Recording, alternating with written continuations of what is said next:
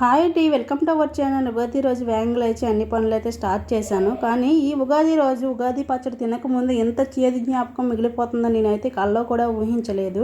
ఇక్కడికి వచ్చిండండి ముందు ఆలోచనలు ఎక్కువైపోయాయి అనమాట. అన్నీ ప్రీ ప్లాన్డ్గా ఉందామని ముందే అనుకునేదాన్ని ప్రతి ఒక్క విషయంలోనూ. కానీ ఇప్పుడైతే ఏది అనుకున్నా జరగలేదండి. కానీ అనుకోకూడదు అనుకుంటున్నాను, కానీ ఆ రోజు అది అని గుర్తుండిపోతుంది అనమాట.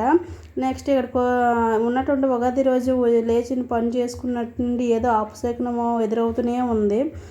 కానీ పచ్చడి కూడా చేసేసి ఇంకా పచ్చడి కూడా టేస్ట్ చూడలేదు. అసలు నేను టేస్ట్ అయితే అసలు మనం ఫ్యామిలీలో ఎవరికి కూడా చూడలేదండి. ఈ టేస్ట్ చూడకముందే చేతి జ్ఞాపకం మిగిలిపోద్దని నేనైతే కల్లో కూడా ఊహించలేదు. ఇలా ఏ ఉగాదికి కూడా ఇలా జరగలేదు. ఈ ఉగాదికి మాత్రం బ్యాడ్ న్యూస్ వినవలసి వచ్చింది.